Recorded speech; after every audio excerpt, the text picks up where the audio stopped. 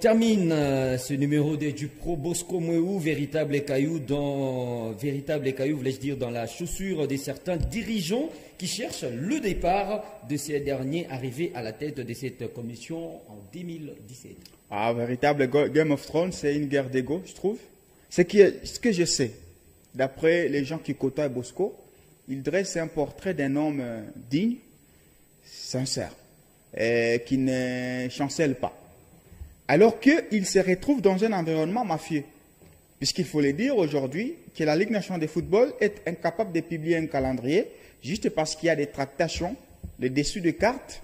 Il y a des gens qui veulent qu'il n'y ait pas de relégation, notamment Sangabalende, notamment les dignitaires de Sangabalende. Je peux citer nommément M. Alphonse Ngoy Kassanji qui a dit qu'il va tout faire pour que Sangabalende ne soit pas rétrogradé en Ligue 2. Je crois que c'est ces pesanteurs-là qui pèsent maintenant sur Bosco.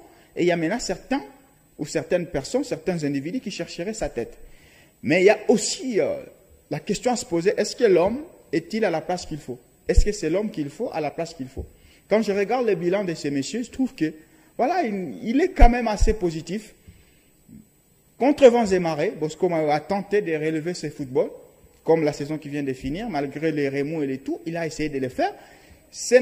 Tu vois, quand on est dans une société malsaine et qu'on tente d'être honnête, on ne peut que s'attirer des ennemis. Donc c'est à lui maintenant de voir de quel côté il va continuer à franchir. Et surtout, moi, je pense que ce sont maintenant les clubs qui doivent se prononcer. Parce que nous avons une association des clubs, apparemment. C'est au club de voir sa gestion. C'est au club de voir l'apport de Bosco Mweu dans l'écosystème de notre football et d'en décider.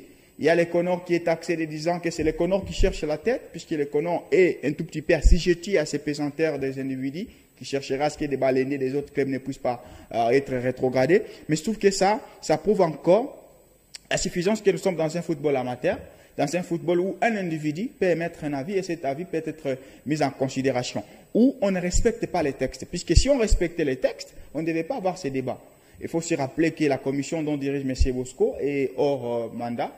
Est-ce que si on lui demandait qui est élection, ça ne serait pas aussi mal, puisque ça ne ferait que respecter les textes. Et malheureusement, il n'y a que des nominations. Oui, il y a des nominations. Maintenant, il va falloir vraiment qu'il puisse, aux dernières nouvelles, les Conors a décliné cette information. Pour les Conors, il n'a jamais été question de remplacer. C'est vrai qu'il y avait une réunion où il fallait établir les faits et tout, mais c'était houlé, mais on n'a jamais pensé à les remplacer. Donc, Bosco Mweu peut encore rester. On va juste renforcer un tout petit peu sa commission ou lui donner quelques prérogatives autres que celles qu'il avait eues avant. Mais je crois que c'est quand même l'homme qui a prouvé qu'il peut améliorer notre football. Merci à vous, Jean-Claude Sefou Sadiki. Merci à vous. Je vous transmets tous mes sentiments sportifs à vous et à tous les fans de Vita qui me suivent depuis Kinshasa. Merci à vous, chers fans de Banambongo depuis Kinshasa, capitale de la démocratie du Congo. Nous allons nous retrouver le vendredi prochain pour une autre livraison de Du Pro. Au revoir et à la prochaine.